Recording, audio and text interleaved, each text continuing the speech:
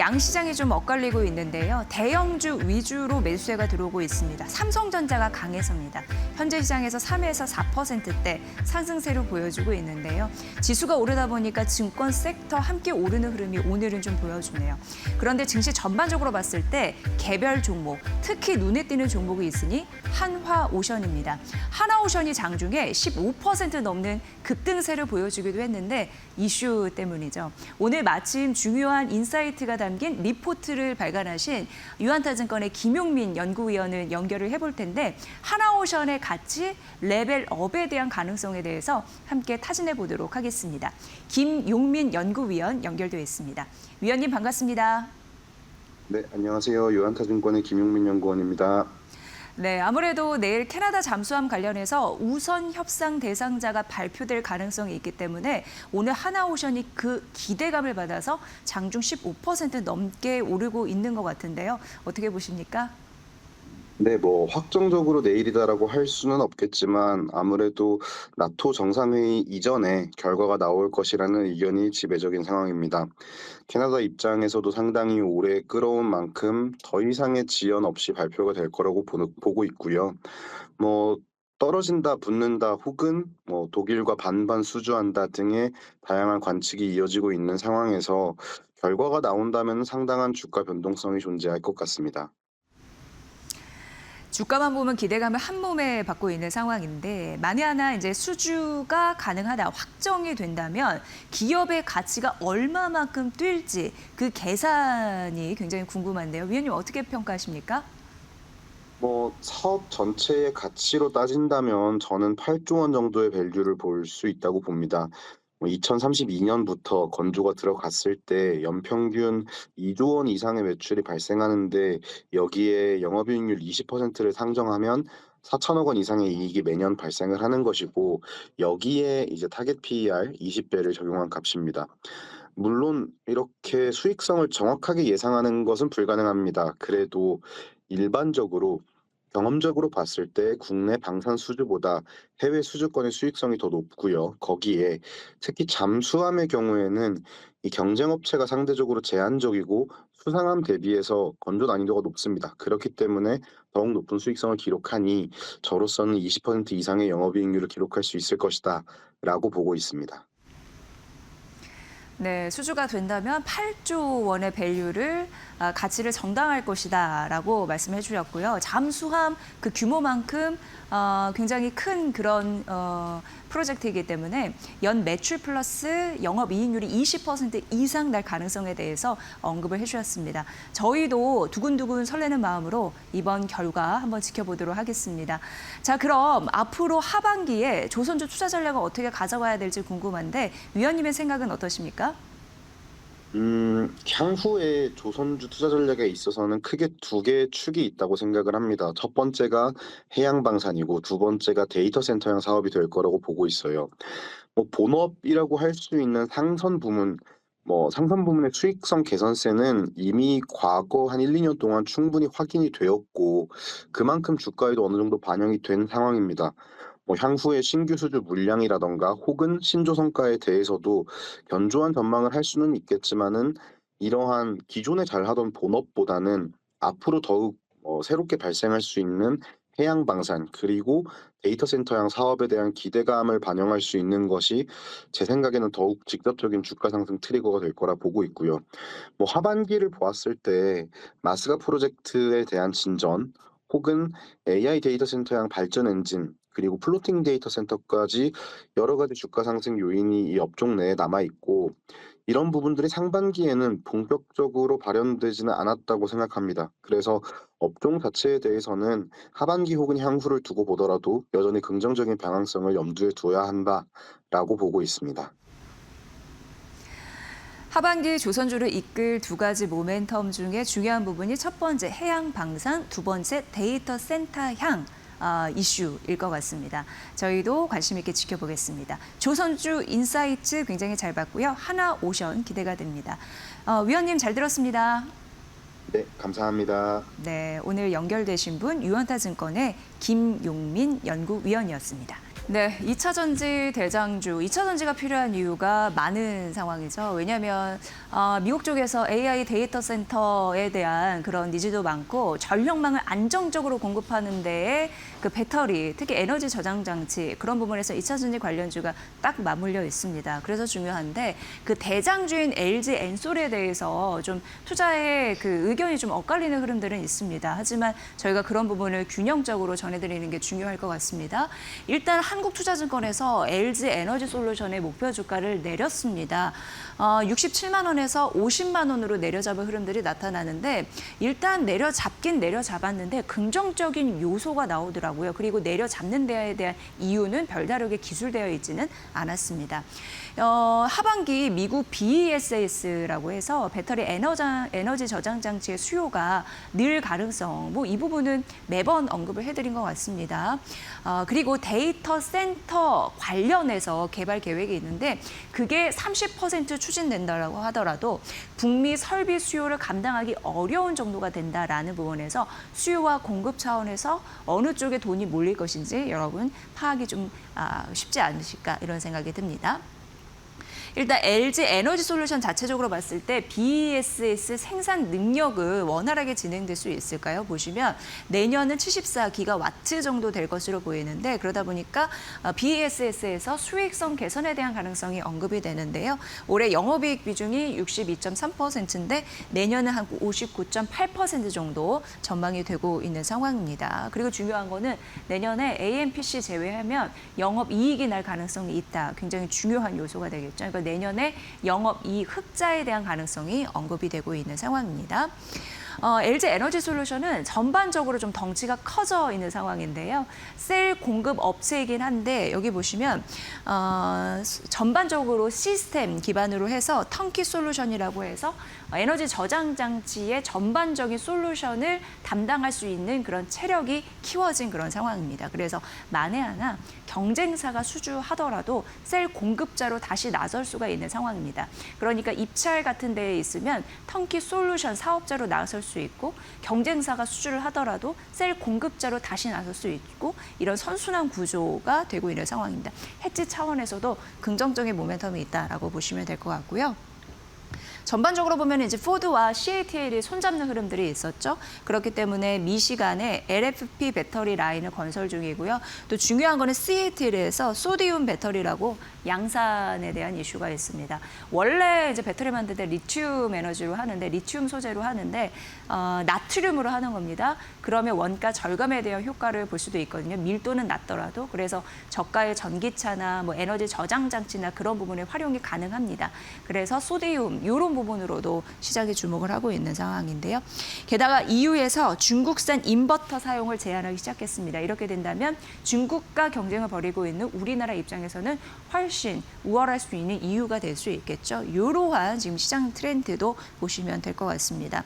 어쨌든 미국 BESS에 대한 수요가 늘면서 LG 에너지 솔루션에 대한 시장 장악력은 긍정적인데 목표 주가를 내렸다고 하니까 이 부분을 좀 파악해 보시고요. 다음 페이지에서도 LG 에너지 솔루션 담은 리포트 하나가 있는데 하나증권에서 얘기를 했습니다. 근데 하나증권에서는 굉장히 뭐랄까 강조하듯이 이렇게 얘기를 하더라고요. 결국 2차 전지 관련주 투자하실 때는 LG 에너지 솔루션 대장주, 주도주를 중심으로 해서 매수 전략이 유효하다라고 얘기를 했습니다. 그러면서 대형주 위주의 접근을 해야 된다라는 언급했었고요. 지금 LG 에너지 솔루션이 주가가 이렇다 할 만큼 크게 튀지 못했습니다. 오히려 지지부진했었죠. 그러니까 시총 80조 원 언저리, 그러니까 초반에서 움직일 때는 악재를 모두 반영한 그런 부분이기 때문에 수준이기 때문에 저렴하기 때문에 밸류의 매력이 이미 생겼다라고 언급이 된 상황입니다. 긍정적인 데이터도 있고 이제 부정적인 데이터도 있습니다. 일단 긍정적인 데이터는 ESS에 있는 거고 전기차에 있다 이렇게 언급이 되고 있는데 테슬라의 ESS 설치량 이번에 뭐 판매도 잘 됐다라는 뭐 주가는 잘 안 가지만 테슬라 자체적으로 말씀을 드리는 겁니다. 근데 ESS 설치량이 그래도 1년 사이에 41%는 흐름들이 있었고요. 그리고 LG 에너지 솔루션 유럽 전기차 배터리 출하가 5월에 이제 됐었는데 22%는 흐름들이 있었습니다. 다만 이제 긍정적인 흐름 반면에 어두운 부분도 있다라고 말씀드렸는데 약간 부정적인 요인은 바로 이 부분입니다. 리튬 가격이 5월 고점 대비해서 13% 고꾸라지는 흐름들이 있었거든요. 그럼에도 불구하고 하나증권에서는 CATL 이 부분도 있군요. CATL의 신규 광산이 하반기 가동 예정이고 그리고 이제 자금 조달 이슈에서 봤을 때 에코프로비엄이 시총 대비해서 한 10% 규모 유상 증자를 해서 자금 조달에 대한 이슈는 좀 불가피하다 이렇게 보시면 됩니다. 그럼에도 불구하고 긍정적인 흐름이 나타나는 건 리튬가가 5월 고점 대비 13% 꺾이고 뭐 여러 가지 하락에도 1분기 말 대비해서는 현재 가격이 높은 수준이라고 합니다. 그래서 결과적으로 이런 가격 하락 이런 부분이 실적 추정치 하향에 대한 근원은 되지 않는다. 원인은 되지 않는다라고 언급했거든요.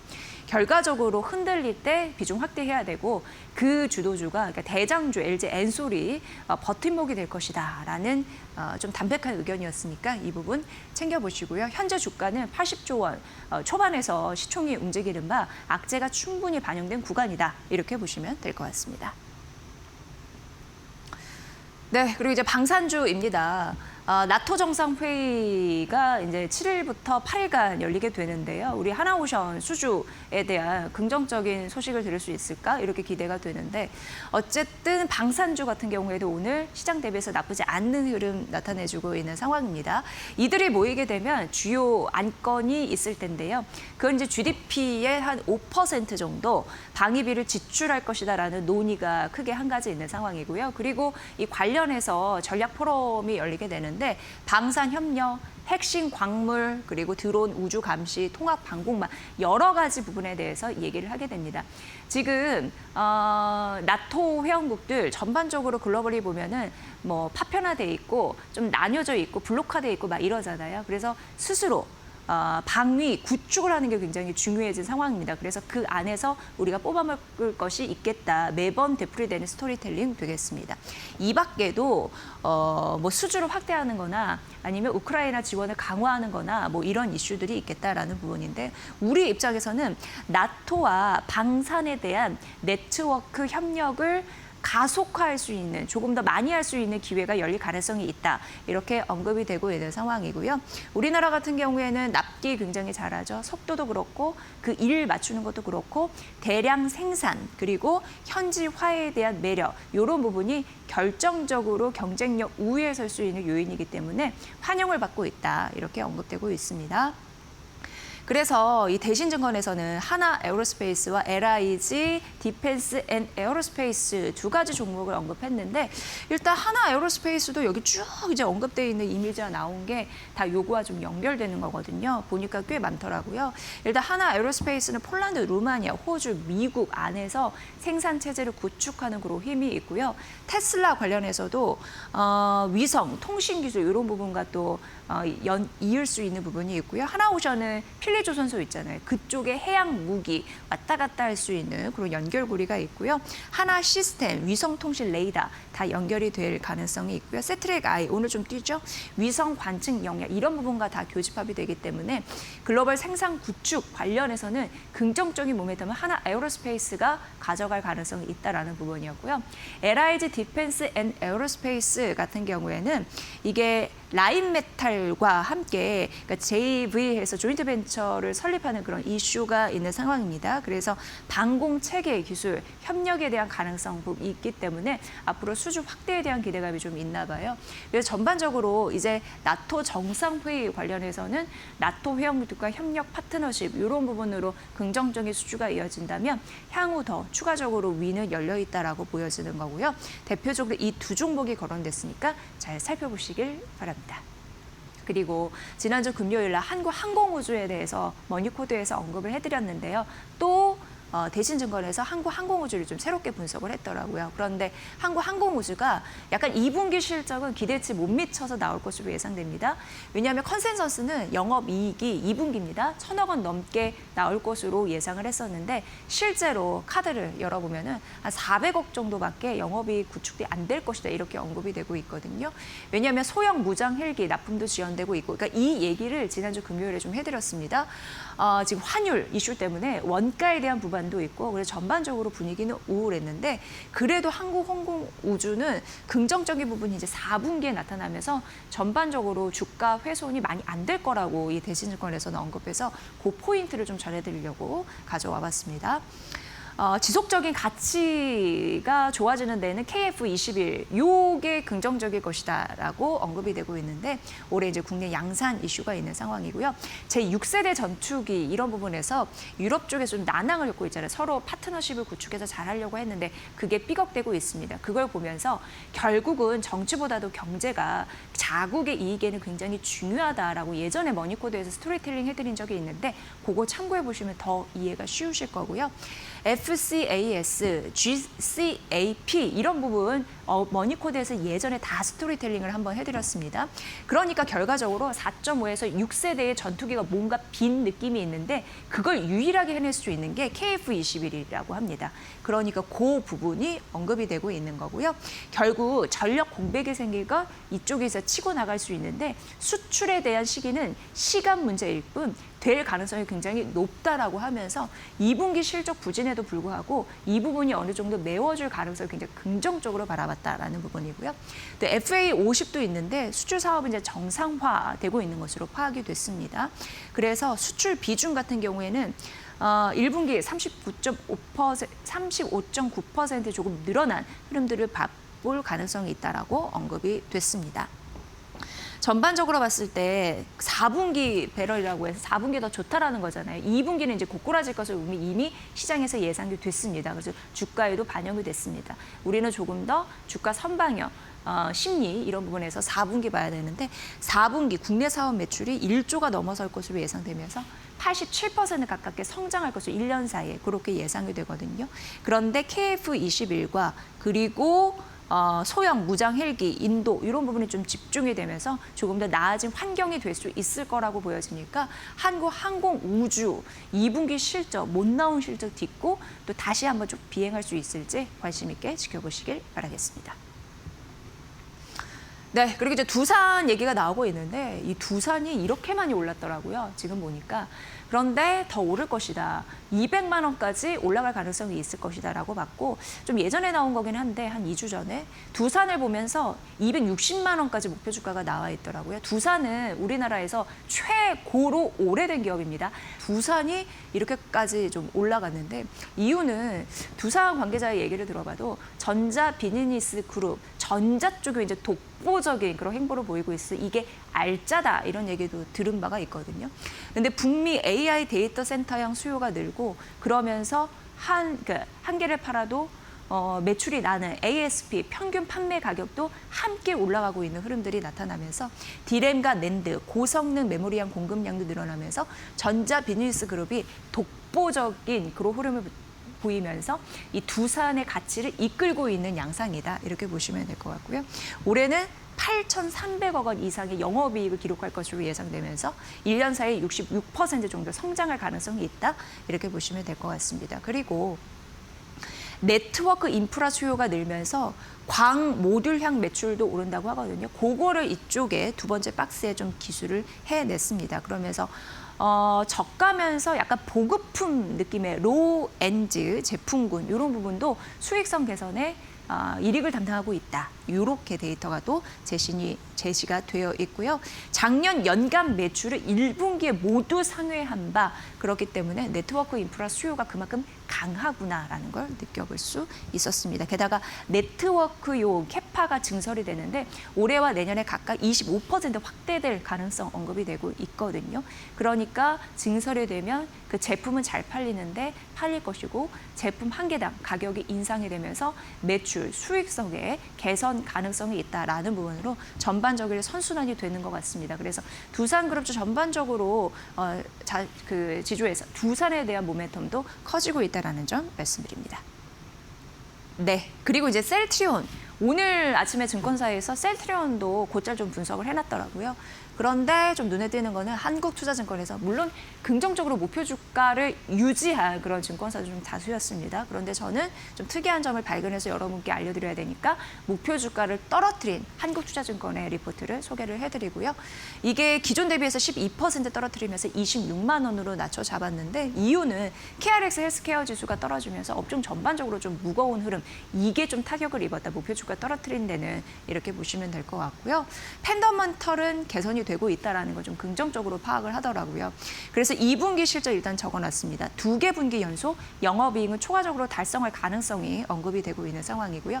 앞으로 주가가 휙 올라갈 수 있는 데는 여러 가지 상승 모멘텀이 필요한데 그게 이제 실적 하나가 잡아줘야 되고, 두 번째는 진펜트라 처방 건수가 좀 높아지면 당연히 처방 건수가 늘면 실적에 기인을 하겠죠. 이런 부분이 있고, 초기 임상 결과 여러 가지 데이터 이런 부분이 잘 나와야지 반등에 대한 촉매를 가져다 줄 것이다. 이렇게 언급이 됐습니다. 최근은 실적 굉장히 중요하잖아요. 이제 7월 이번 주 삼성전자 실적, 잠정 실적 나오게 되면 실적 싸움이 또 본격화될 텐데 여러 가지 모멘텀도 중요하지만 실적을 잘 챙기는 그런 한 주가 되라는 부분에서 이런 부분으로 오늘 스토리텔링을 해봤습니다. 중장기 성장 모멘텀 유리하게 끌고 갈 수 있을지, 셀트리온 목표 주가 하향 소식은 전해졌지만 일부 이런 부분이 계속 이어질 수 있을지 그런 모멘텀 잘 챙겨드리도록 하겠습니다.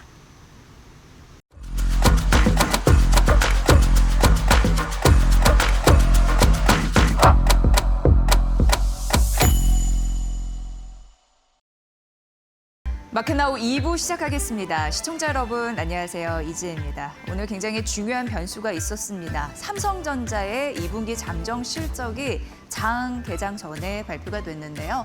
영업이익 참 잘 나왔습니다. 89조 4천억 원이나 나왔거든요. 85조가 넘을 수 있을까라는 궁금증이 있었는데 훨씬 뛰어넘었습니다. AI 슈퍼사이클에 올라갔다라는 말이 자연스럽게 나오고 있는 상황인데요.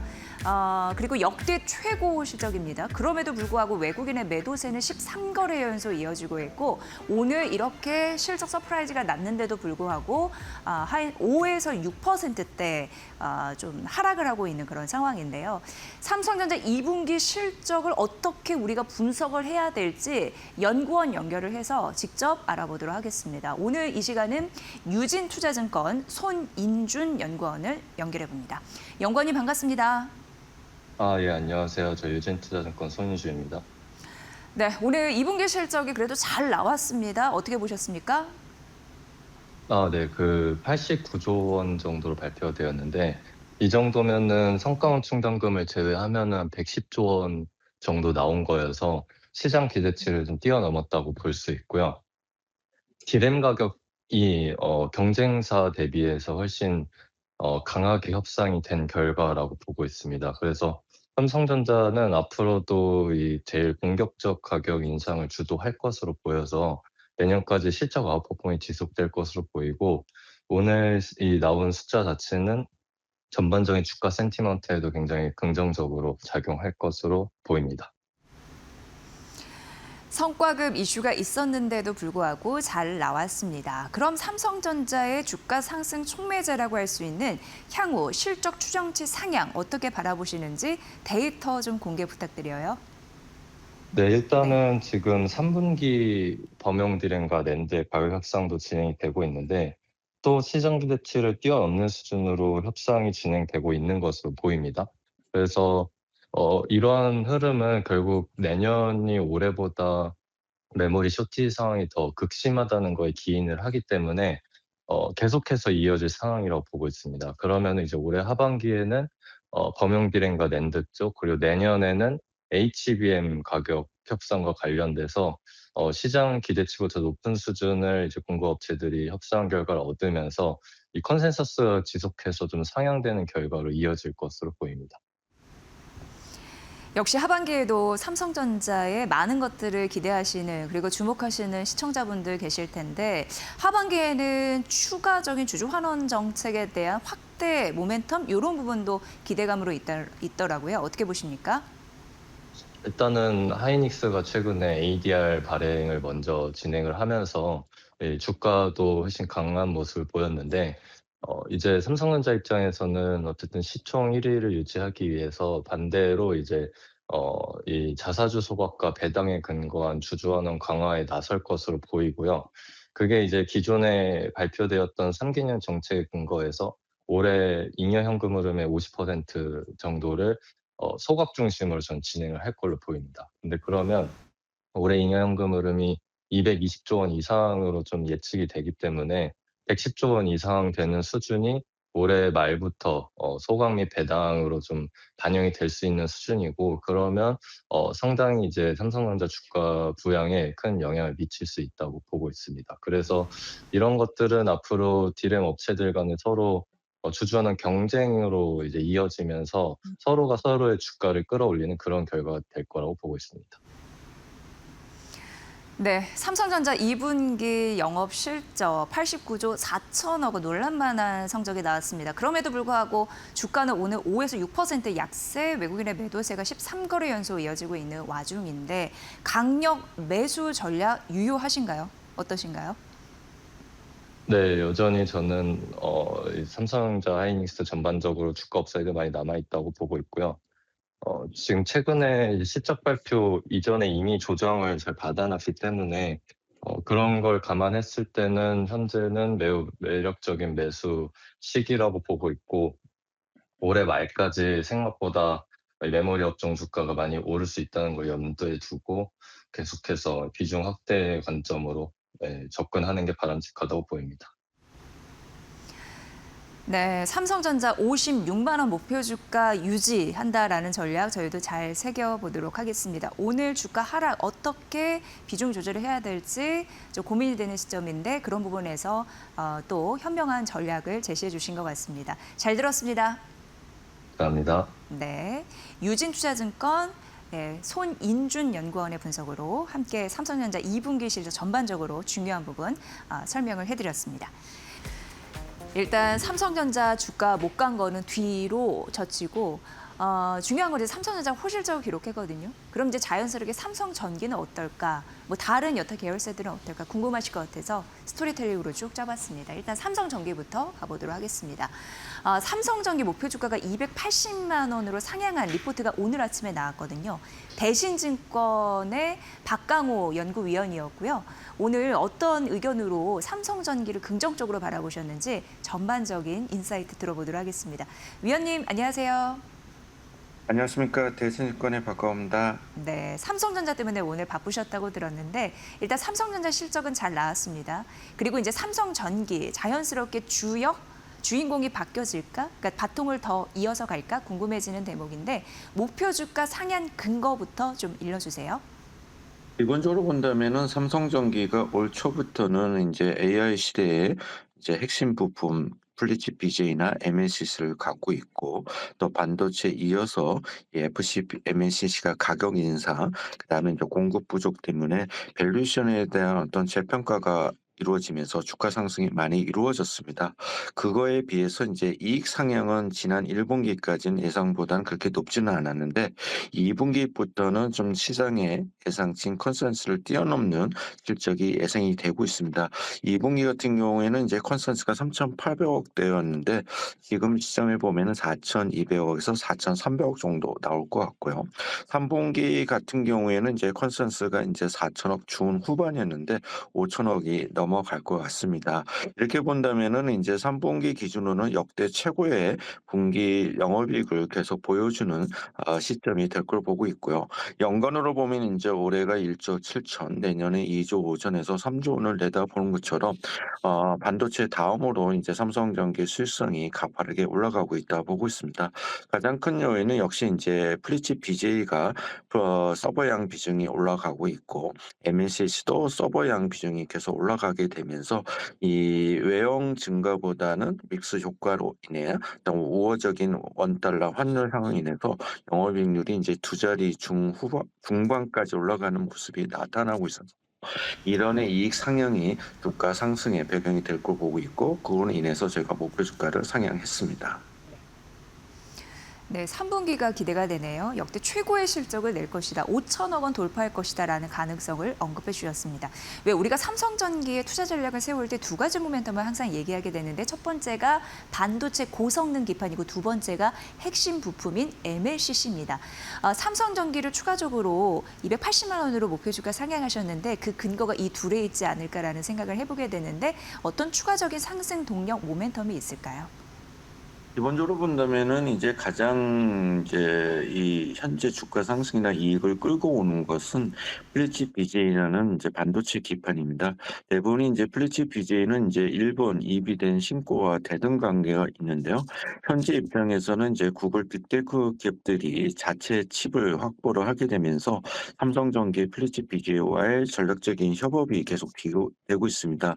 근데 문제는 연말부터는 이게 공급 적인 상태가 더 심화될 거로 보고 있어서 추가 투자 얘기가 있습니다. 그래서 7월이나 8월 사이에는 빅테크 기업들의 이제 지원을 통해서 아마 삼성전기가 이제 차세대 이 새로운 공장이나 설비 증설을 할 가능성이 있고요. 그런 부분이 인해서 추가적인 주가 상승 요인이 남아 있다 보고 있습니다.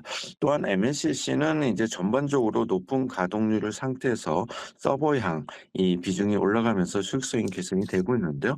문제는 뭐냐면 이게 이제 높은 가동률과 이제 서버량이 부족이 심화되면은 전체적으로 가격 인상이라는 상황이 도래가 할 수 있습니다. 그래서 MLCC가 가격 인상이 진짜 이루어질 수 있을 경우에는 내년도와 내후년도 이익을 큰 폭으로 올려야 됩니다. 그래서 그런 부분이 향후에 계속 관심 요인이 될 수 있다 보고 있습니다.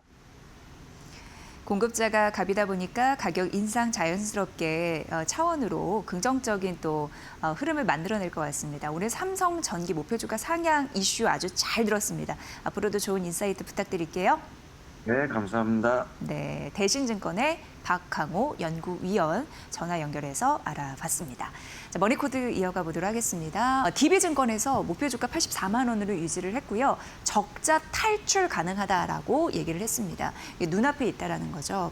일단 중요한 부분이 하반기에 헝가리 1공장 가동률 이런 부분이 정상화되고 있는 부분인데 내년 이후에 2공장 가동이 좀 안정권으로 들어갈 수 있는 상황이고 연내 추가적으로 ESS 수주 그리고 삼성 디스플레이 지분 매각 모멘텀도 있어서 이런 부분이 현금 유입되는 흐름들도 있습니다.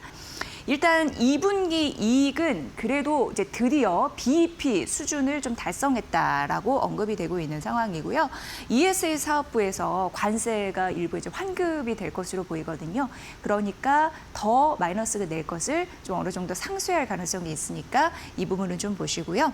일단 ESS 쪽 이게 작년이었습니다. 작년에 한 말 정도의 흑자 됐다가 다시금 이제 적자 상태로 나타난 거죠. 1,100억 원 이상 적자를 나타냈는데 미국 쪽에서 관세 부담이 있고 일부 환급 이제 된다고 했으니까 환급이 되면 실적이 개선되는 가능성이 있으니까 이 부분도 긍정적이라고 보면 될 것 같습니다. 일단 2분기 오래간만에 BEP 수준에 도달해서 3분기 조금 더 좋을 것으로 예상이 되는데요. 뭐 전기차 가동률이나 ESS 에너지 저장 장치 쪽 그런 물량이 좀 늘면서 그리고 소형 그리고 고출력 배터리 이런 부분에서 순항을 하면서 긍정적인 매수 패턴이 만들어질 가능성이 있다라는 부분에서 주목해 보시면 될 것 같습니다. 삼성 SDI부터 말씀드렸고요. 네, 오늘 이제 뛰고 있는 게 이제 삼성 SDS죠. 이게 이제 6%대 상승세를 보여주고 있는데 삼성 SDS 같은 경우에는 최근 주가 급등락 이런 부분이 좀 어려웠습니다. 그럼에도 불구하고 하반기는 좋다라는 부분이고요. 삼성 SDS 목표 주가 상향 소식이 있는데 24만 원으로 하나증권에서 올려 잡았습니다. 중요한 거는 AIDC거든요. 근데 AI 데이터 센터가 매출 가시화 그러니까 매출로 잡힐 가능성 이런 부분이 좀 커지면서 긍정적인 매출단, 그러니까 실적에 대한 기대감 이렇게 지금 세워지고 있는 상황이고요.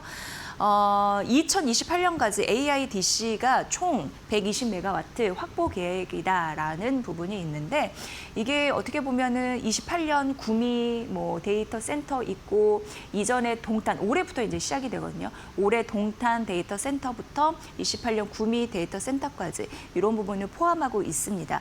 차곡차곡 잘 했는다면 레퍼런스를 보유하면서 앞으로 추가적으로 향후 실적을 좀 높일 수 있는 수주 모멘텀이 붙을 가능성이 있어서 이 부분을 좀 주목해 보시면 될 것 같고요. 캡티브 수요라고 하면 이제 내적 고객이에요. 내부 고객, 그러니까 계열사 안에 고객들을 얘기하는 건데 그런 기반으로 해서 매출이 2조 원 플러스 무언가, 그러니까 2조 원 이상의 매출이 기대가 된다. 이렇게 예상이 되고 있는 바고요. 빅테크, 예를 들어서 뭐 엔트로픽이나 오픈 AI가 해당이 될 텐데 그쪽에서는 치열한 경쟁을 하고 있습니다. 뭐냐면 AI 리전 확보라고 해서 AI 뭐 관련해서 클라우드나 데이터 센터를 기점으로 하는 그런 부분을 확보하는 게 누구보다도 중요하잖아요. 그런 부분 안에서 삼성 SDS는 경쟁력의 우위를 가져갈 수밖에 없는 이유가 풀스택 AI 그런 시스템을 갖추고 있기 때문에 누구보다도 경쟁력이 있다라고 판단을 하고 있는 상황입니다. 실적이 좋은데 하반기가 좋다라는 말씀을 드렸는데요. 2분기 같은 경우에는 일단 시장이 어느 정도 예상하는 데 부합할 것으로 보입니다. 그런데 이제 하반기는 조금 더 좋고 올해 영업이익은 8,400억 원 정도 예상되고 있는 상황입니다. 지난달, 그러니까 6월부터 생성형 AI 도입을 시작했는데 그게 도입이 좀 활발하게 진행이 되고 있는 상황인데 GPU 사용량을 근거로 해서 실적 성장이 이루어지는 거거든요. 그런 패턴 잘 보시면 좋을 것 같고요. 오늘 이제 삼성전자 실적이 잘 나왔잖아요. 근데 삼성전자 실적 호조에 따라서 IT 인프라 투자가 급증할 가능성이 있는 게 바로 삼성 SDS입니다. 그래서 사실 이제 삼성전자 보여준 이후에 바로 이걸 보여드리려고 했는데 순서는 약간 뒤바뀌었지만 이런 부분으로 하반기 조금 더 좋다. 이게 삼성전자랑 좀 엮여 있다라는 부분 여러분들 잘 참고해 보시면 될 것 같습니다. 네, 그리고 이제 SK 하이닉스 앞으로 이제 ADR 상장 이슈도 코앞인데 그래서 증권사에서는 어떻게 눈여겨보고 있나 궁금했거든요. 근데 대신증권에서 오늘 목표 주가 390만 원으로 올려 잡았습니다. 그러면서 중요하게 말씀드리면 ADR 상장은 시작에 불과하다라고 하면서 이렇게 목표 주가를 올려 잡은 겁니다. 일단 나스닥 상장은 10일로 예정이 되어 있는 상황이고요. 이렇게 되면은 그동안 저평가받았던 이슈가 글로벌 성장 무대에서 공평한 가치를 주어주다 보니까 조금 더 밸류의 격차가 축소될 가능성이 있다라고 언급되고 있는 상황입니다. ADR 성과가 잘 나온다면 이게 주주들에게 돌아가는 몫이 더 커질 가능성은 있는 상황이고요. ADR 비중이 장기적으로 10% 정도 확대될 가능성도 있어서 ADR 그 비중 확대 이전에 자사주 매입이나 소가 이런 부분이 이루어지지 않을까 이렇게 예측을 대신증권에서는 하기도 했습니다. 영업이익 전망치 올랐거든요. 그렇다 보니까 추가적으로 상향되는 부분이 목표 주가 상향에 고스란히 나타나는 거고요. 그리고 이제 순현금이 늘어날 가능성에 대해서 언급이 됐는데 키옥시아 지분 매각하면 현금이 유입될 수 있습니다. 그리고 ADR 상장에 따른 자금 유입이 될 수 있고요. 그리고 무엇보다도 업황이 긍정적이기 때문에 그런 모멘텀도 붙다 보니까 순현금, 이제 목표하는 부분이 있었거든요. 그게 100조 원입니다. 근데 100조 원 달성이 가능할 수 있을지 좀 지켜보셔라 라는 부분 나타냈고요. 3분기부터 그렇다 보니까 현금 유입이 좀 본격화될 가능성이 있고요. 주주 환원에 대한 재원, 그러니까 보따리가 조금 더 커질 가능성이 있기 때문에 주주 입장에서는 더 좋지 않을까라고 얘기를 했습니다. SK 하이닉스 390만 원으로 목표 주가 상향 소식 알려드렸으니까 참고해 보시길 바랍니다. 네, 그리고 이제 하나금융인데요. 어쨌든 앞서서 실적 얘기 쭉 해드렸으니까 하나금융도 대형 금융 지주 중에 실적으로 대표 주자이더라고요. 그래서 하나 또 붙여봤습니다. 하나증권에서 16만 6천 원으로 올려잡았고요. 일단 2분기 순이익 보면 1조 2,800억 원이 넘을 것으로 예상되고 전 분기 대비해서 6% 가깝게 좀 성장할 것으로 예상되고 연간으로는 4조 원 넘을 것으로 보여집니다. 여러 가지 긍정적인 패턴들이 읽히고 있는데 4가지로 분류를 했거든요. 첫 번째는 원화 대출인데 여기에서 대형 금융 지주 중에 최고 성장률을 기록한다라는 부분이고요. 님, 가장 높은 님을 기록을 하고 있잖아요. 금융사 중에. 근데 님이 5bp 정도 올라가면서 순이자 이익이 3.2% 성장이 되는데 이거는 금융사 중에서는 최고라고 합니다. 그리고 증권 브로커리지 수수료 이런 부분도 긍정적이고요. 대손 비용이 3,500억 원 정도 나왔는데 여기에서 경상 충당금 같은 경우에는 3천억 원이에요. 근데 500억 원 정도 빠지잖아요. 그것은 일회성 중앙 미디어 그룹의 추가 충당금이 더해졌기 때문입니다. 그래서 어떻게 보면 경상 충당금 같은 경우에는 3천억 원 내외니까 그 부분을 좀 플러스 마이너스 해보시기 바랍니다. 그리고 이제 중요한 것이 주주 환원율인데 여기에 목표하는 것이 한 50%였거든요. 근데 그것을 이제 도달해야 되잖아요. 목표 달성을 위해서 계산해봤더니 하나금융은 하반기에 자사주 매입을 한 최소 5천억 원 이상 할 가능성이 있다고 합니다. 그래야지 연초 제시했던 그 주주 환원율 50%를 달성 가능하니까요. 이 부분 데이터가 일단 나눠 있고요. 두나무 투자를 했습니다. 최근에 이제 두나무 투자를 했는데 요건 긍정적인 효과를 가져다 줄 것이다라고 언급이 되더라고요. 왜냐하면 스테이블 코인, 금융 협업 이런 부분에서 새로운 성장 모멘텀을 보유할 수 있기 때문입니다. 그래서 어쨌든 실적으로도 최고를 입증할 가능성이 있고 두나무 지분 투자에 따른 성장 모멘텀 이런 부분들 함께 가져갈 수 있기 때문에 목표 주가 상향 조정했더라고요. 이 부분도 함께 살펴보시길 바라겠습니다.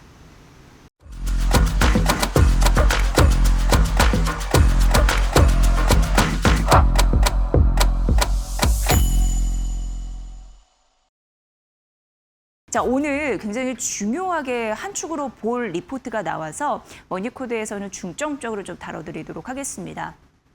사실상 셀 리포트, 매도 리포트라고 해도 틀리지 않는데요. 이 삼성전자의 목표 주가를 하향시키는 리포트가 나왔습니다. 키움증권의 리포트고 기존은 43만 원. 뭐 다른 여타 증권사 대비해서 목표 주가가 사실 그렇게 높지는 않았습니다만 43만 원에서 39만 원으로 낮춘 그런 사실상의 셀 리포트가 나왔고요. 일단 그 이유를 좀 파악을 해보도록 하겠습니다. 전반적으로 그러나 어제 이제 삼성전자의 잠정 실적이 발표된 이후에 오늘 다수의 증권사에서 리포트를 내놨는데 요건 이제 특이한 그런 부분이고요. 대부분 이제 긍정적으로 나타내서 비교 분석해서 보시면 관전 포인트가 될 것 같습니다. 이 점을 알려드리고요. 키움증권에서 39만 원으로 낮춘 이유가 일단 3분기 영업이익은 112조 원 정도 예상을 했는데 이후에 KB증권하고 좀 비교 분석해서 말씀드릴 텐데 KB증권에서도 3분기 영업이익 한 이 정도로 추정을 했거든요. 그러니까 이거는 비슷하다. 3분기 영업이익을 바라보는 시선은 좀 비슷하다라는 점 말씀드리고요.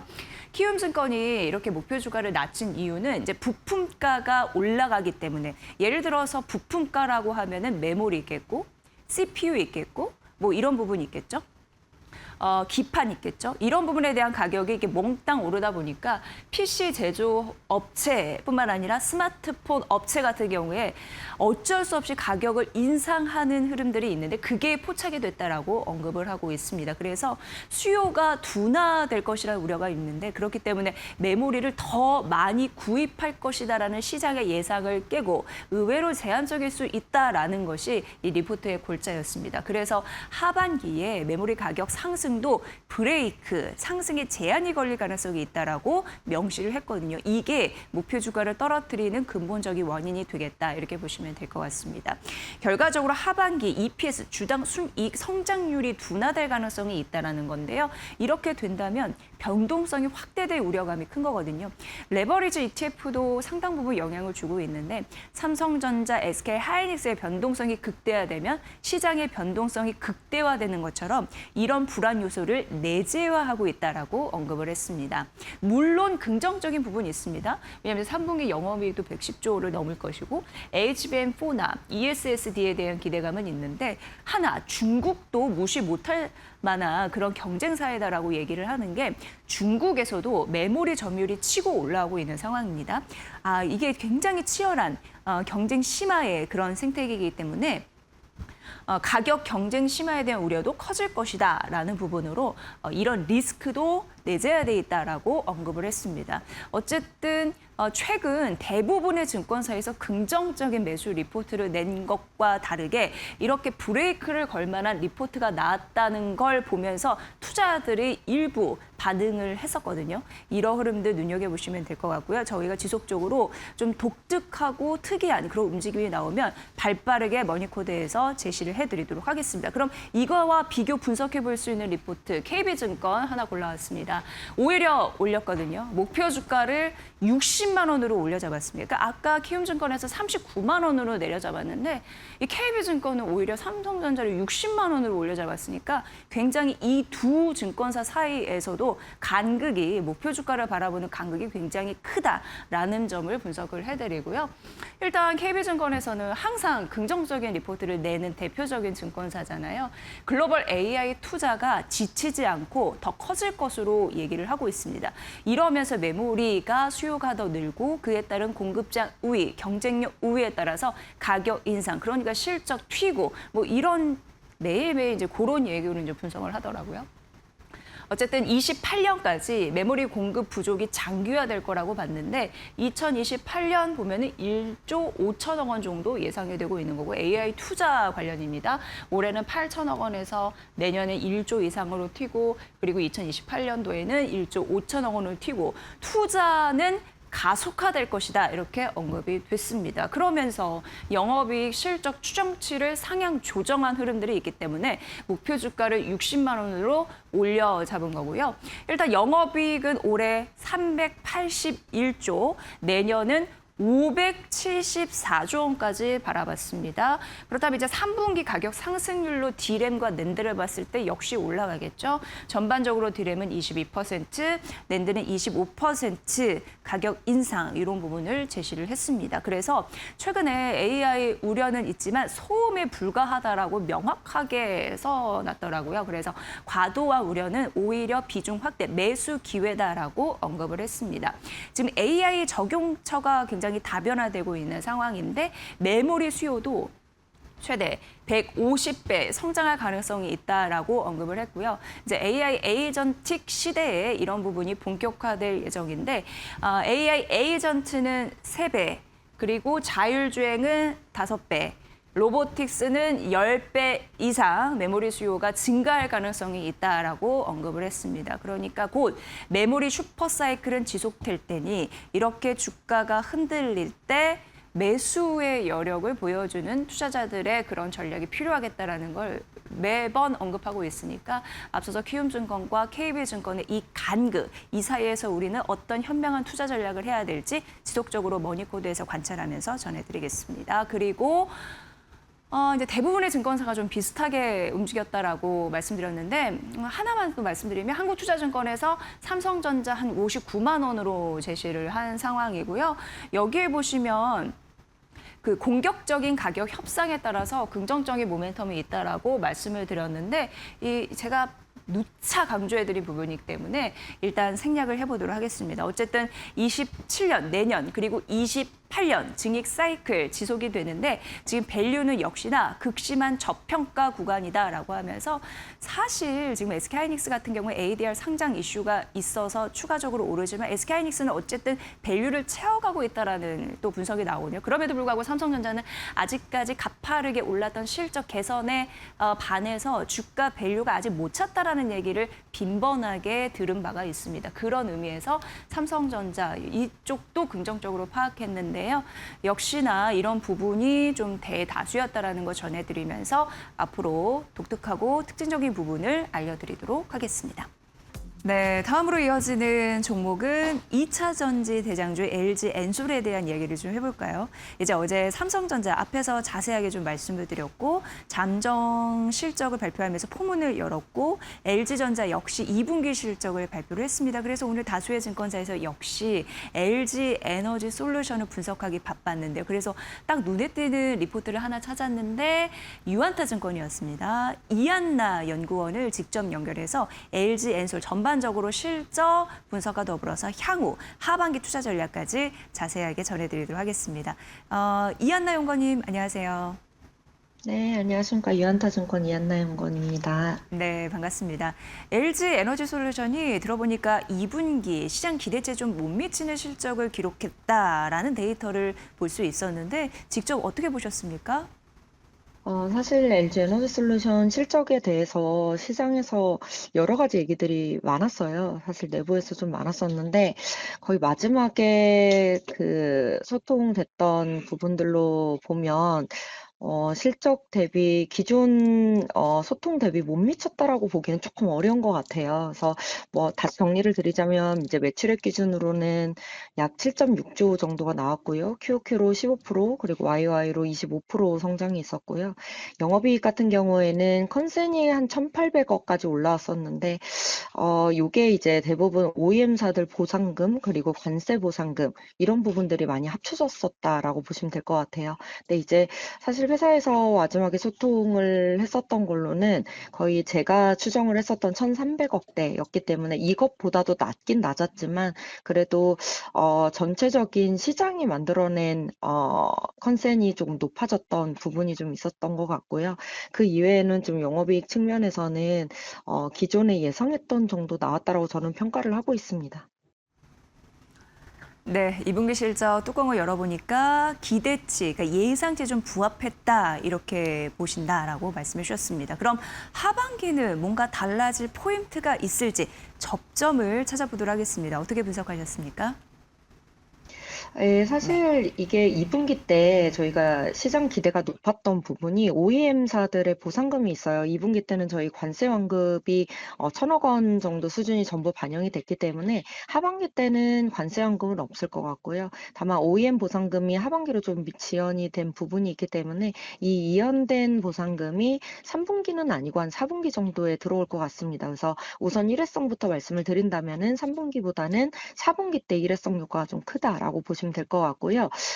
우선 비즈니스 측면, 사업적인 측면에서 말씀드리면은 2분기 때는 소형의 이제 테슬라 모델 Y 중심으로 해서 이제 원통형 출하가 좀 증가를 했었고 지금 일부 또 46 시리즈 리비안 쪽으로 나가는 46 시리즈 초기 출하가 좀 있었다라고 보시면 될 것 같고요. 아무래도 ESS 수요가 굉장히 강했었다면 3, 4분기 때도 EV 쪽에 대한 개선세와 그리고 ESS 외형 확대가 동시에 좀 이루어질 것 같다라고 보고 있습니다.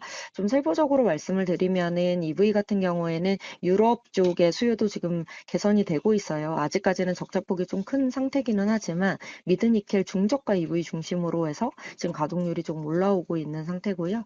요게 이제 4분기 정도 되면은 유럽 쪽에서 BEP 정도가 나오게 된다면 사실상은 EV 쪽이 가져가고 있었던 적자폭을 좀 크게 감소시킬 수 있을 것 같다라고 보여지고 있습니다. 그리고 미국 쪽 EV 같은 경우에도 GM 얼티엄 라인이 재가동이 좀 시작이 되면서 EV 쪽에서 영업이익 적자폭을 축소해가는 부분에 좀 주목을 해보신다면은 영업이익 개선세가 하반기 때 조금 이어질 것이다라고 보여지고 있고요. ESS는 워낙 좋습니다. 그래서 ESS는 2분기 때도 좋았었는데 3, 4분기 때도 지금 본격적으로 라인 전환이 더 가파르게 되는 부분이 4분기 때 좀 몰려있기 때문에 3, 4분기 AMPC 계속 올라가면서 ESS 실적도 큰 폭으로 좀 확대되지 않을까 이렇게 보고 있습니다. 네, 정리를 해보면 하반기에는 관세 환급금은 유입이 되지 않지만 4분기 보상금 유입이 될 것 같고요. 3분기는 전기차 ESS 상승 모멘텀이 두드러진다. 이렇게 정리를 해볼 수 있을 것 같습니다. 그런데 어쨌든 LG 에너지 솔루션은 주가가 이렇다 만큼 큰 폭의 상승은 아직까지 보여주지 않고 있는 건데 그럼 하반기 전략은 어떻게 가져가야지 승률을 높일 수 있을까요? 아무래도 지금은 이제 실적이 지금 보시면은 저조하기는 하잖아요. 이제 AMPC 포함해서 로우 싱글 정도의 흑자 정도기 때문에 올해같이 조금 불안한 장세일 때는 실적을 많이 보는 경향이 있어요. 이런 측면에서 2차원지 섹터가 좀 불리하게 좀 작용하는 거는 사실이지만 제가 봤을 때는 지금 AI 데이터 센터 쪽에 대한 수주가 좀 본격화될 걸로 보여지고 있습니다. 지금 상반기 때 ESS 쪽은 AI 데이터 센터형 수주가 한 건 정도밖에 나오지가 않았기 때문에 올해 하반기 때 셀업체들 중심으로 해서 미국 쪽 AI 데이터 센터형 ESS 수주가 좀 이어질 것 같고요. 아까 말씀드렸듯이 적자폭을 좀 크게 가져갈 수 있었던 EV 쪽에 대한 적자폭이 크게 감소를 하면서 영업이익 회복도 하반기에 좀 이루어지고 사실 데이터 센터형뿐만이 아니고 또 이제 로봇 관련된 수주들도 일부 규모는 굉장히 작지만 기대감이 좀 있는 상황이거든요. 그래서 좀 하반기 때는 조금씩 담아가는 것도 좀 괜찮지 않을까 좀 이렇게 보고 있습니다. 네, 확실히 AI 데이터 센터발 수주 확대가 될 가능성, 로봇 기대감도 있고요. 전기차 부분의 적자가 크게 축소가 된다는 것도 상승 촉매제가 되지 않을까 이렇게 분석을 주셨습니다. 오늘 LG 엔솔에 대해서 2분기 실적 분석과 더불어서 다양한 공부를 좀 해볼 수 있는 그런 시간이었습니다. 연구원님 잘 들었습니다. 네, 감사합니다. 네, 다음에도 좋은 인사이트 함께 해주시면 좋을 것 같고요. 오늘 LG 에너지 솔루션에 대해서 유한타증권 이한나 연구원의 분석으로 함께 하셨습니다. 워낙 이한나 연구원님이 자세하게 말씀해 주셔서 이제 하나증권의 리포트 하나 더 보면은 다른 거는 이미 나왔고요. 이 부분 시총 오늘 보니까 LG 에너지 솔루션이 70조 한 75조 정도 됩니다. 근데 여기에서 말하는 거는 70조 원 중반은 과매도 구간이다라고 언급을 하면서 LG 엔솔 비중 확대 전략 유효하다라고 언급을 했고요. 밸류에이션 매력이 그렇다 보니까 생긴 거고 테슬라 쪽 수요 회복 이슈도 있는 상황이고요. 그리고 GM 합작사 수요 기반으로 해서 안정화될 가능성이 있다라고 하니까 긍정적인 모멘텀 가져갈 수 있을 것 같고요. 앞서서 이한나 연구원이 말씀해 주셨지만 전기차 쪽 적자부 대폭 축소 그리고 ESS 성장은 워낙 좋았다라는 부분 있었죠. ES 성장 가속화 북미와 유럽을 중심으로 그렇다 보니까 대규모 발주에 대한 기대감도 서려 있다라는 부분으로 역시 하나증권 역시 LG 엔솔 비중 확대 전략 유효하다라고 했으니까 참고해 보시기 바랍니다. 네, 그리고 오늘 S5일 잘 가죠? 오늘 시장에서 5%대 강세 흐름을 보여주고 있는데요. 올해와 내년 영업이익 추정치를 올려 잡았더라고요. 한국투자증권에서. 그래서 목표 주가도 16만 원으로 상향 조정했다라는 거 말씀드리고요. 2분기는 1조 원 정도 영업이익을 기록할 것으로 전망이 되고 있는데 카타르, 윤활기유가 뭐냐면 왜 자동차 엔진 오일 그리고 산업용 윤활유 이런 부분에 이제 기본적으로 대체 불가한 하나의 기름이라고 보시면 됩니다. 기본이 되는 기름이라고 보시면 되는데 윤활기유 관련해서 설비 가동 차질이 생기다 보니까 공급 부족이잖아요. 그래서 이런 부분으로 긍정적인 실적 선순환 효과가 나타날 수 있다라는 가능성 언급이 됐고요. 상향 조정된 그런 부분 이미지로 좀 표현해봤습니다. 그래서 S5일은 오늘 강세의 흐름이 있는 게 실적 긍정적으로 나올 것으로 가능성 있는 상황에서 윤활기유 한 축과 정제 마진 두 축이 있다 이렇게 보시면 될 것 같습니다. 그럼 윤활기유 보면은 말씀해드렸듯이 공급 부족 그리고 하반기에도 그 공급 부족은 지속이 된다. 이런 한 가지 모멘텀이 있습니다. 일단 3월에 카타르 쪽에서 정비시설이 타격을 입었습니다. 그러다 보니까 공급 부족 현상이 나타나고 역시나 글로벌 공급 차질은 지속이 되고 있는 상황인데요. 그렇다 보니까 윤활기유 쪽에서만 보면은 올해 이익이 1조 5천억 원 정도 벌 수 있다. 윤활기유. 그래서 윤활기유 좋다. 이렇게 표현을 해봤습니다. 두 번째는 정제 마진인데요. 역시 정제 마진이 하반기도 좋을 것으로 예상이 되고 있습니다. 여러 가지 국가에서 정비 관련해서 지금 공급 부족 이런 부분이 좀 나타나고 있는 상황인데요. 차질이 확산되는 흐름들이 나타나고 있는데요. 걸프 지역에서 정비시설 이런 부분이 여전히 명확하게 뭔가 그림이 나오지 않고 있는 상황이고요. 또 우크라이나가 러시아를 강타했기 때문에 공격했기 때문에 그런 부분에서도 생산 차질이 일어나고 있고요. 중국 정유 차질은 뭐냐면 이란산을 원유로 수입하잖아요. 근데 이란의 그 기름이 너무 비싸진 거예요. 그래서 이란산을 수입하는 중국 입장에서는 가동률을 낮췄습니다. 그렇기 때문에 정유 차질은 역시나 확산이 되고 있고요. 그러니까 걸프 지역도 러시아도 중국 모두 지금 차질이 확산이 되고 있고 휴전 이전에도 사실 설비 정상화는 좀 지연이 됐습니다. 그러니까 전쟁이 터지기 이전에도 이런 부분에 리스크는 좀 있었거든요. 그러니까 정유주 입장에서는 긍정적인 거죠. 그래서 하반기에 정유 수익성을 기대해 볼 수 있다라는 부분이었습니다. 결과적으로 2분기 1조 원 이상의 영업이익을 기록할 수 있음과 동시에 윤활기유 정제 마진도 하반기에 긍정적이다라는 부분 때문에 S5일 목표주가 상향 소식 알렸다라는 점 알려드립니다. 네, 그리고 이제 신세계인데요. 제목에다가 리포트에 있는 이제 중요한 그런 문구를 좀 넣어봤습니다. 이러니까 좀 느낌이 오실 텐데 10년 만에 찾아올 주가 평가 이렇게 보시면 될 것 같고요. 83만 원으로 올려 잡았는데 오늘 신세계가 좀 많이 떨어지잖아요. 이때 한번 좀 고민해 보시면 좋을 것 같습니다. 역시나 이제 백화점 쪽 매출이 괜찮고요. 면세점도 흑자 전환에 대한 기대감이 있습니다. 그래서 목표 주가를 83만 원으로 올려 잡은 데에는 실적 추정치를 올려서 이렇게 얘기해 볼 수 있고요. 대형 점포 리뉴얼 했고 여기가 사실 이제 경쟁사 대비해서 명품 비중이 좀 높습니다. 근데 명품을 사고자 하는 수요가 좀 많고 이쪽에서 실적을 좀 끌어다 줄 수 있는 그런 강력한 요인이 있기 때문에 긍정적인 거고요. 정부가 재정 확대 정책, 그러니까 돈 풀고 뭐 좀 부양시키고 뭐 이런 걸 이제 재정 확대라고 하는데 그런 부분이 나타나고 소득도 올라가고 자산 가격이 뛰면서 또 외국인의 매출이 급증하는 흐름들이 있거든요. 그래서 어떻게 보면 백화점 구매력이 강력해진 건 작년 3분기부터였습니다. 그러니까 백화점의 구매력이 강한 게 작년 3분기부터였는데 그게 올해 초강세를 이어갈 것이다. 지속해서 좋을 것이다. 그러니까 백화점 매출 강세 이런 부분을 좀 언급한 거고요.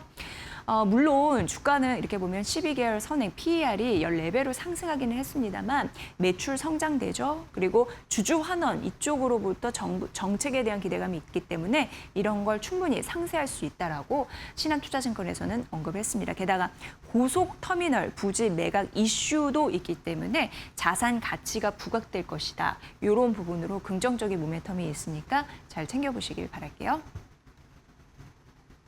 네, 이제 마지막으로 KTNG인데 최근 KTNG도 간간히 나오더라고요. KB증권에서 25만 원으로 기존 대비해서 13% 목표 주가를 상향 조정을 했고요. 2분기 영업이익은 시장 기대치 대비 소폭 잘 나올 것으로 예상이 되는데 해외 관련 담배 얘기를 하는 겁니다. 그리고 국내 관련 그리고 차세대 담배 제품 이런 부분이 실적에 기여할 것이다. 이렇게 언급이 됐습니다. 그리고 KTNG는 앞으로 추가적으로 주가 상승 촉매자는 딱 3가지로 보시면 됩니다. 첫 번째 중간 배당입니다. 중간 배당은 8월에 시작이 될 것으로 보여서 이런 부분으로 봤을 때 방어주 매력은 주주 환원 정책 강화에 있겠다 이렇게 보시면 될 것 같고요. 두 번째 모멘텀은 신규 배당 정책인데 하반기 이어집니다. 그리고 세 번째는 3천억 원 이상의 자사주 매입 소가 그런 이슈가 있으니까 그 3가지 모멘텀 잘 챙겨보시면 될 것 같습니다. 그래서 경쟁사 대비해서 할인율이 있기 때문에 지금 주가 수준은 매력적이다라고 언급이 됐고요. 목표 주가 25만 원 상향 이후 하반기 전망 밝음에 있다라는 점도 아울러서 분석 전해드립니다.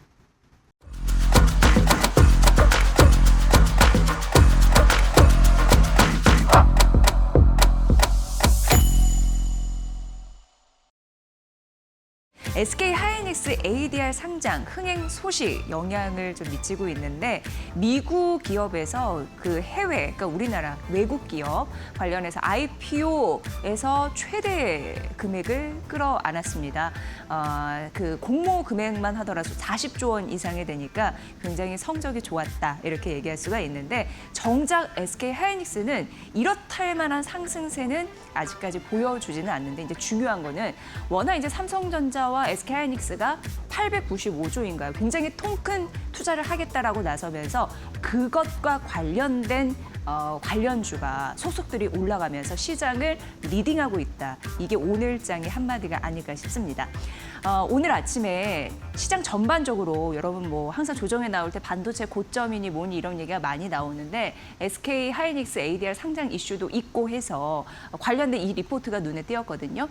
이재원 유한타증권 연구원을 연결해서 어떤 얘기인지 직접 들어보도록 하겠습니다. 연구원님 반갑습니다. 네, 안녕하세요. 유한타증권 이재원 연구원입니다. 네. 당분간 또 화제는 SK하이닉스 ADR 상장 이슈가 아닐까 싶은데 시장에 미치는 영향 어떻게 보십니까? SK하이닉스가 이제 ADR 상장 예정되어 있는데 어쨌든 현재 한국 시장에서 상장되어 있는 종목이니만큼 해외 투자자들 참여 확대라던가 이제 미국에서 이제 좀 기대가 될 수가 있고 일단 직접적으로는 피어의 마이크론과 이제 직접적인 비교가 가능하다. 따라서 현재 마이크론 대비해서 밸류에이션 할인받고 있는 상황이라던가 이런 여러 상황들이 저평가가 좀 해소가 될 수 있지 않을까, 멀티플 리레이팅이 가능하지 않을까 기대를 하고 있고요. 추가적으로는 중장기적으로 패시브 자금 유입, 미국 시장에 상장이 된다고 하면은 나스닥 지수 편입이라던가 아니면 장기적으로 필라델피아 반도 지수 편입 기대감도 가질 수 있기 때문에 이후에 해당 지수를 추종하는 패시브 자금들, ETF 자금들도 유입 기대할 수 있다라고 좀 판단을 하고 있습니다. 네, 오늘은 그래도 시장의 긍정적인 힘, 고기 그 모멘텀에 집중을 하고 있지만 사실 시장의 조정의 빌미는 반도체 고점 확산론 이게 아닐까 싶습니다. 그래서 오늘 아침에 리포트도 그 관련해서 쓰셨는데 연구원님이 보시기에는 핵심은 뭐라고 보십니까? 네, 고점론이라고 하면은 어쨌든 현재 삼성전자 PER이라던가 하이닉스 PER 자체가 밸류에이션이 지금 굉장히 낮아져 있는데 4배 정도, 5배 정도 받고 있는 상황에서 과거에 이제 메모리 산업들이 시클리컬 산업으로 판단이 됐을 때 고퍼에 팔고 고퍼에 사고 저퍼에 판다라는 전략이 이제 유효했습니다. 그게 이제 실적이 후반부로 갈수록 이제 EPS가 좀 급등하면서 이후에 수요 모멘텀 둔화되면서 급락을 하는 상황인데 그 EPS가 정점을 찍었을 때 PER이 낮아진다라는 신호로 현재의 낮은 PER을 EPS 정점으로 해석을 하면서 반도체에 대한 좀 우려를 표하고 있는 것 같습니다. 네, 중국 메모리 반도체도 위기로 파악을 하는 시선이 있는데 이에 대해서는 어떤 의견이십니까? 최근에 이제 빅테크 특히 애플에서 이제 CXMT에 대한 중국산 메모리를 계속해서 공급을 하려고 시도를 하고 있고요. 그걸 보니까는 그걸 글로벌 가격 하락 요인이라던가 아니면 추가 공급 어떤 모멘텀으로 우려를 하고 있는 것 같은데 현실적으로 봤을 때 미국과 중국 간의 현재 무역 갈등에서 AI 어떤 사이클에서의 핵심 자원인 메모리라던가 이쪽을 중국산을 좀 채용하기에는 아무래도 정책이라던가 안보 리스크가 크다라는 판단하고 있고 계속해서 수출 통제가 강화되고 있는 상황이기 때문에 쉽지 않은 것 같다라는 판단이고 어쨌든 공급 부족이 현재같이 더 심화되고 있다는 것의 방증이지 않나. 그 정도로 이제 공급 부족이 중국산을 이렇게 찾아봐야 될 정도로 절박하구나로 좀 해석을 해야 되지 않나 생각하고 있습니다. 네, 많은 분들이 궁금해하시는 반도체 전략 어떻게 가져가 볼까요? 네, 반도체 전략이라고 하면은 현재 어쨌든 고점이라고 판단을 하려면 지금의 PER 수준이 낮기 때문에 곧 EPS가 급락을 하면서 PER이 다시 정상화된다라는 어떤 시그널을 보여야 되는데 과거의 반도체 사이클들 이제 IT 버블 이후 회복기라던가 아니면은 2016년에서 18년 사이에 메모리 슈퍼 사이클 또 코로나 당시에 팬데믹 당시의 어떤 쇼티지 사이클 당시에는 이게 어느 정도 당연히 맞는 말이었고 해당 리스크를 지금 반영을 하고 있는 것 같습니다. 하지만 현재는 빅테크들이 하이퍼스케일러들이 투자 사이클이고 과거와 같이 어떤 메모리라던가 PC라던가 스마트폰 등의 세트 수요가 증가를 인해서 이제 현재의 사이클이 온 것이 아니기 때문에 현재가 저PER이라고 해서 이 향후에 이게 이익이 피크고 이게 급락을 할 것이다라는 어떤 메모리 수요가 둔화될 것이다라는 변수가 일단 존재하지 않고 다음으로는 공급측 측면에서는 최근에 이제 메모리 사이클들 자체가 워낙 적자 사이클 자체에서 투자를 줄였던 측면이 있기 때문에 공급 제약이 계속해서 지속이 될 것이고 내년까지 부족할 것이다라는 것은 어쩔 수 없는 현실인 것 같습니다. 증산을 하더라도 AI에 대한 수요가 워낙 강세이기도 하고 그것으로 인한 생산분을 고부가 메모리로 생산 능력이 배분되고 있기 때문에 기존에 있던 레거시 메모리들 자체도 동반적으로 공급이 부족해지는 상황이어서 이게 가격 상승 사이클 자체가 뭐 해결이 되려면 공급이 늘던가 수요가 줄던가를 해야 되는데 양쪽 다 좀 어려운 상황이지 않나라는 판단하고 있습니다. 네, SK 하이닉스 ADR 상장 이슈부터 반도체 고점 확산에 따른 연구원님의 의견까지 자세하게 들어볼 수 있어서 의미 있었습니다. 잘 들었습니다. 예, 감사합니다. 네, 유한타증권의 이재원 연구원의 인사이트 함께 했습니다. 오늘 시장의 분위기는 뭐 현대차, 기아 괜찮거든요. 그런데 사실 피지컬 AI 제가 딱 느끼기에는 2026 CS 이때였었는데 그때 피지컬 AI 모멘텀으로 현대차 주가가 빵 뜨고 그 이후에는 뭐 지지부진한 흐름들이 이어가졌고 그러면서 전반적으로 주가가 쭉 미끄러지는 흐름들 속에서 어쨌든 최근 그렇다 보니까 그러니까 현대차나 기아는 그래도 펀더멘털이 달라지진 않았거든요. 그렇기 때문에 연구원들이 증권사 연구원들이 그리고 전문가들이 긍정적으로 바라보는 시각은 있습니다만 이렇게 목표 주가를 떨어뜨리는 현상들이 포착이 되고 있다라고 좀 말씀드리겠습니다. 유진투자증권에서도 현대차의 목표 주가를 소폭 내리기는 했는데 100만 원에서 90만 원으로 이렇게 결과적으로 내렸고요. 지금 급등한 데 따른 차익 실현 매물이 일단 있었고 주가 조정에 대한 원인을 좀 말씀드리는 건데 2분기 실적이 또 부진한 이슈 게다가 AI 기대가 선반영이 됐기 때문에 그러니까 피지컬 AI로 빵 떴다고 말씀드렸잖아요. 그런 부분이 선반영됐기 때문에 조정이 원인이다 이렇게 보시면 될 것 같은데요.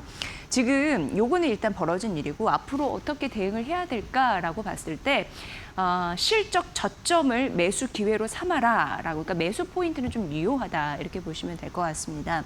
2분기 실적 같은 경우에는 이제 컨센 낮아지면서 14% 정도 하락하면서 3조 원 정도 이렇게 데이터가 나와 있는 그런 상황이고요. 전기차 신차가 현대차는 이제 부재하면서 기아 같은 경우에는 그 차세대 모델에 대해서 좀 주력적으로 공격하는 전략을 짜는 그런 흐름들이 있는데 현대차는 기아에 비해서 약간 좀 딸리는 흐름들이 있었거든요. 그리고 이제 테슬라 쪽에서 여기가 이제 판매 1위이기 때문에 그 탑 1위잖아요. 그러니까 성장을 잘 하고 있고 중국 전기차 시장도 어쨌든 뭐 말이 많아도 진입 확대가 되면서 물량 공세를 하고 있기 때문에 이 리스크가 현재 있는 상황입니다. 하지만 앞으로 현대차가 그러니까 매수는 유지이기 때문에 끌고 갈 수 있는 동력을 잘 살펴봐야 되는데요. 신형 그랜저 같은 경우에는 첫 달 모델 기준으로 판매 1위를 했었고 또 하반기 모멘텀을 끄집어내 보자면 하반기 하이브리드 쪽 투입이 됩니다. 이건 이제 모멘텀이라고 보시면 될 것 같습니다. 그런데 글로벌리 탑2 잘 팔리는 모델이 있으니 투싼 그리고 아반떼인데 신차 출시 앞두고 있는 상황이고요. 하반기 이런 모멘텀으로 판매 개선이 좀 될 것인가 이런 기대감 좀 보셔야 될 것 같습니다. 내년 신차 라인업으로 전기차 판매 이런 부분을 끌어올릴 수 있을지 사실 기아에 비해서 그 신차 모멘텀이 공백기라고 말씀드렸잖아요. 그런데 제가 이제 신형 그랜저, 투싼 신형 이런 차를 설명해 드리면서 신차에 대한 출시 모멘텀을 말씀드렸습니다. 그렇기 때문에 그때 미끄러졌던 또 주가 부진의 이유일 수도 있었던 신작 부재 이런 공백기가 메워질 가능성이 있기 때문에 그게 반등에 대한 돌파구가 될 수 있겠다 이렇게 보시면 될 것 같습니다. 그래서 내년은 아이오닉 3 그리고 제네시스 하이브리드 라인업 이런 부분도 주목해서 보시면 좋은데요. 좀 아쉬운 게 내가 고점 대비해서 주가는 막 올라가지 못했는데 좀 목표 주가를 내리는 그런 흐름들이 현재 좀 곳곳에 포착되고 있어서 이게 좀 신경 쓰이긴 합니다. 다음 기아 가보도록 하겠습니다. 키움증권에서 기아를 분석을 했는데 역시나 보이죠. 목표 주가를 떨어뜨리는 흐름들이 기아에도 있었습니다. 일단 서유럽 쪽 얘기를 하면은 공격적으로 전동화 라인업 이런 전략을 세우고 있거든요. 근데 항상 이제 중국이 문제인 것 같습니다. 중국 쪽에서 지금 경쟁이 심하기 때문에 이제 출혈 경제 이런 이슈가 있는 상황이에요. 그렇기 때문에 기아가 연초에 이제 목표했던 게 영업이익률 달성률이 있잖아요. 근데 그걸 봤을 때 8.4%, 8.3%를 달성하기에는 좀 어렵지 않겠느냐, 좀 부침이 있을 수 있겠다 이렇게 보시면 될 것 같습니다. 그러니까 유럽 쪽에는 전기차 뭔가 좀 될 것 같은데 중국이 약간 이제 브레이크를 걸 만한 그런 분위기가 연출이 되고 있는 거고요.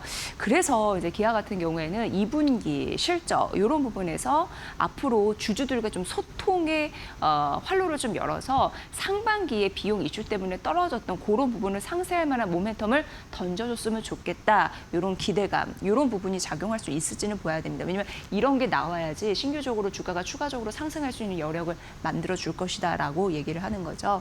앞서서 현대차에서 글로벌 탑2 판매 잘 되는 차종, 투싼, 아반떼라는 말씀을 드렸는데 이게 이제 아까 말씀드린 그 부분입니다. 현대차가 투싼, 아반떼, 풀체인지 하반기에 이제 판매를 시작을 하게 되는데요. 문제는 기아와 좀 연결을 해봤을 때 현대차가 이렇게 신작을 출시하게 되면 그런 각종 효과가 기아라는 한 기업의 주가 상승의 촉매제가 됐으면 좋을 텐데 그걸 이제 내러티브 몰인 얘기를 하는데 사실 그게 지금은 유언한 상황이라고 합니다. 그러니까 현대차의 모멘텀이 개별 기업인 기아의 주가 상승 촉매제로 작용하지 않고 있다라는 거죠. 그걸 키움증권에서 얘기를 했습니다. 그래서 나름의 동력으로 가야 되는 그런 상황 이렇게 보시면 될 것 같고요. 피지컬 AI 랠리에도 수급이 제한됐다고 하는데 수급 판이가 좀 떠오르는 게 있네요. 기아 같은 경우에는 연초 이렇게 비교를 해봤을 때 외국인 지분율이 그대로입니다. 그리고 피지컬 AI에 급등하는 그 시점에 AI 주가가 뭐 다 날아가는 그 시점만 봐더라도 외국인의 수급이 딱 들어오면 그게 개인의 수급으로 좀 이전되면서 확산되는 그런 움직임이 있을 법한데 사실 기아는 안 그랬거든요. 그래서 기아가 좀 만년 저평가되는 것이 아닌가 뭐 이런 우려감도 사실상 있었죠. 그럼에도 불구하고 현대차보다는 기아가 낫다라는 사실 증권사 리포트도 다수 나온 바가 있습니다. 그렇지만 어쨌든 그런 신차 그러니까 신사업 내러티브에 대한 주가의 트리거는 뭔가 이제 끌어당길 수 있는 요인인데 그게 이제 약화가 되면서 현대차와 기아 좀 주가 이런 흐름들 도움이 크게 되지 않는다. 요거는 좀 아실 필요는 있을 것 같습니다.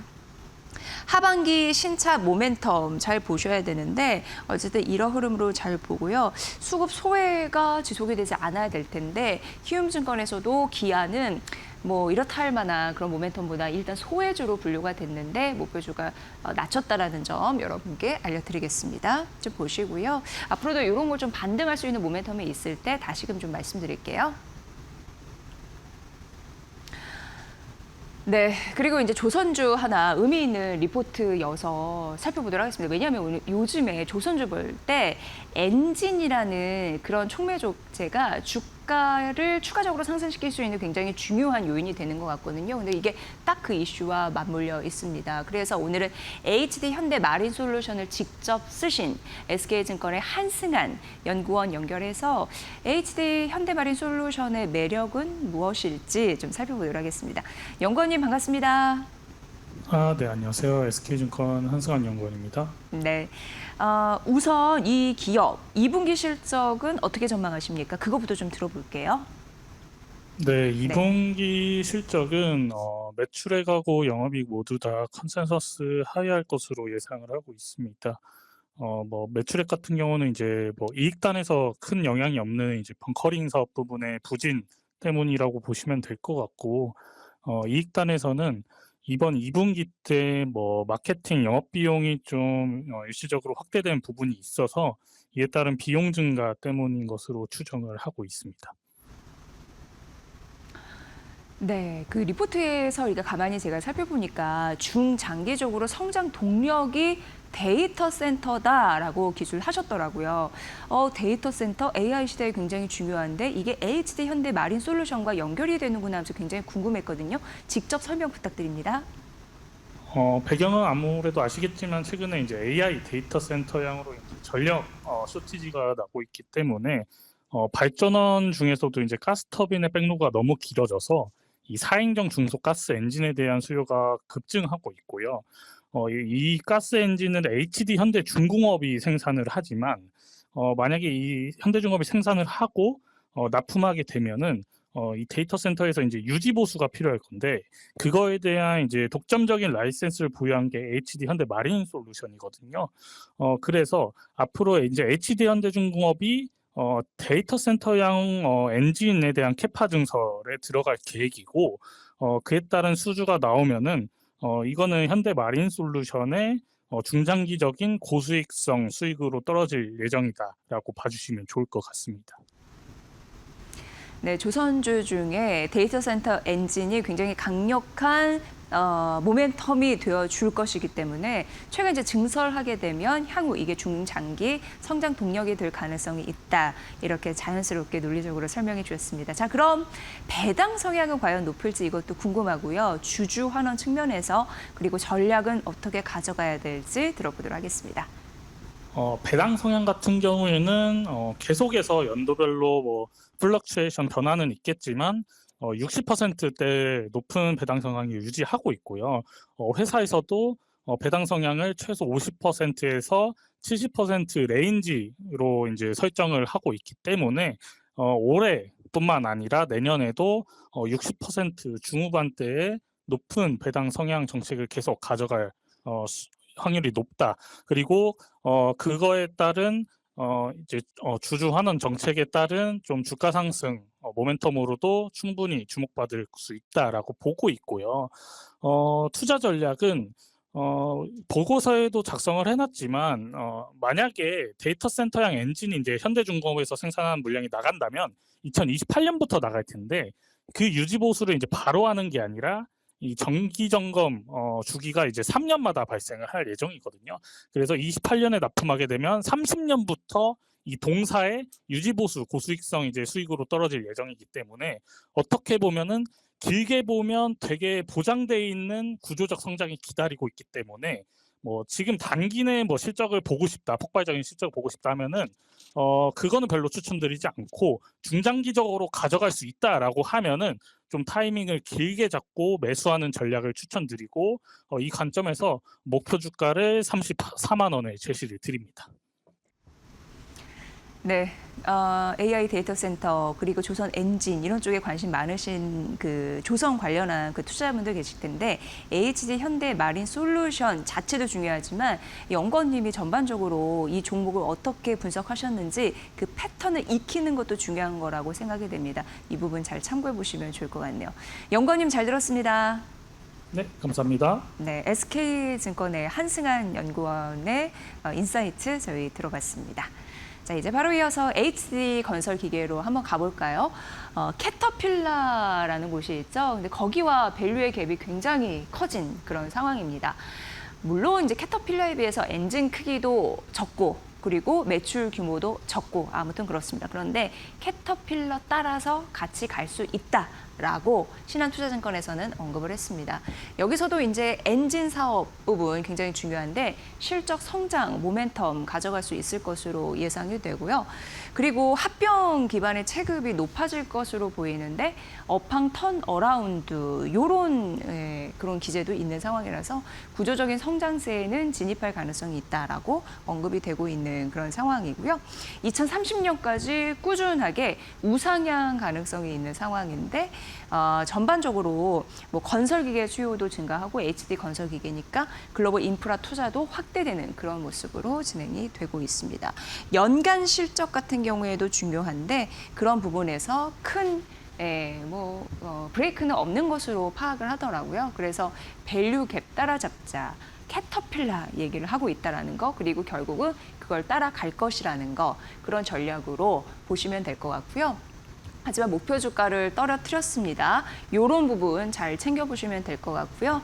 현재 이 목표 주가 하향에 대한 그런 리스크를 잘 딛고 올라가야지 밸류 갭이 축소될 가능성이 있다는 거 그 부분까지 다시 언급해드립니다. 네, 이제 하나솔루션도 태양광 쪽 공부하시는 분들, 투자하시는 분들 굉장히 관심 많이 가져주시는데 태양광셀 우회 덤핑 조사 이슈가 있었습니다. 이게 뭐냐면 그냥 동남아 쪽으로 그러니까 쉽게 얘기해서 해외에서 우리나라 한국산 태양광 셀이 이제 수입이 되는데 너무 싸게 들어왔다. 이걸 이제 조사가 들어간다라는 부분인데 하나증권은 결과적으로 이게 좀 리스크가 있었습니다만 그냥 기업들의 보복성 그리고 견제성 청원이었다 이렇게 언급이 되더라고요. 그걸 그러니까 쉽게 해서 찌른 그런 기업들 봤을 때 동남아셀 모듈 공급망의 이해관계자였다라는 부분이 있고 이것도 뭐 하나큐셀 같은 경우에도 이미 청원을 제기한 그런 또 이슈가 있었기 때문에 서로 감정 싸움 이런 부분이 있기 때문에 어떻게 보면 이제 크게 흔들릴 만한 요소는 아니다. 왜냐하면 보복과 견제성 청원으로 느껴졌기 때문에 이렇게 언급을 했습니다. 그리고 하나솔루션 자체적으로도 미국 내 리쇼어링 정책 굉장히 강하게 도입을 하고 있거든요. 그래서 카터스빌 셀 공장 신규 가동하면서 전반적으로 수직 계열화에 성공을 했습니다. 이렇게 된 상황에서 이런 이슈가 크게 브레이크를 걸 가능성이 이제 제한적이다 이렇게 언급이 되는 거고요.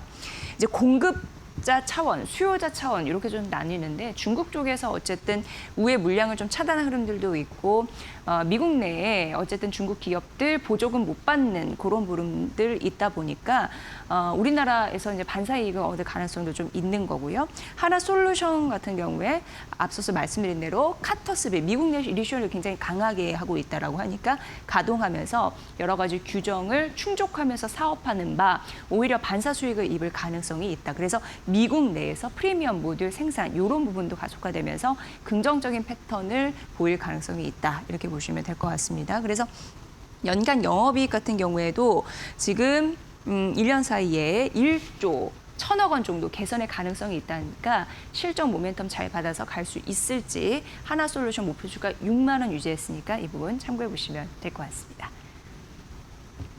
인텍플러스 상상해증권에서 분석했는데요. 오늘 두 자릿수 상승률 보이잖아요. 그래서 한번 가져와 봤습니다. 수주가 괜찮다고 하고요. 상상해증권에서 77,000원으로 목표 주가를 올려 잡았고요. 2분기는 적자는 좀 지속이 될 것으로 보여요. 그럼에도 불구하고 어쨌든 시장 컨센서스는 상회할 것으로 보이는데 고정비 들어가는 걸 좀 효율화하면서 전 분기 대비해서 개선된 실적 이런 부분을 볼 수 있겠다라는 부분이고 여기 보시면 반도체 외관 검사가 97억, 그리고 중간 공정이 30억, 디스플레이 2차 전지 28억, 그러다 보니까 반도체 관련해서 비율이 굉장히 큽니다. 82% 정도 전망되고 있는 그런 상황 나타나고요. 이제 무조건 내년 수준은 조금 더 붙을 가능성이 있다라는 부분인데 하반기 매출이 조금 더 인식이 되면서 그 폭이 커질 것으로 예상이 되거든요. 그러니까 3분기에 이게 플러스 됩니다. 턴 어라운드 되고 그리고 하반기에 조금 더 이 개선에 대한 속도가 더 붙으면서 실적 개선이 가시화될 가능성이 있으니까 이 부분 보시고 연초 공급 계약 같은 경우에도 611억 원이라는 그런 데이터가 있으니까 이 부분 참고해 보시면 될 것 같습니다. 역시 하반기에 조금 더 쫀쫀하게 단단하게 갈 것으로 예상이 되고요. 수주 긍정적인 모멘텀으로 목표 주가 상향. 오늘 이런 이슈 때문에 두 자릿수 상승률을 보이고 있다는 점 말씀드리도록 하겠습니다.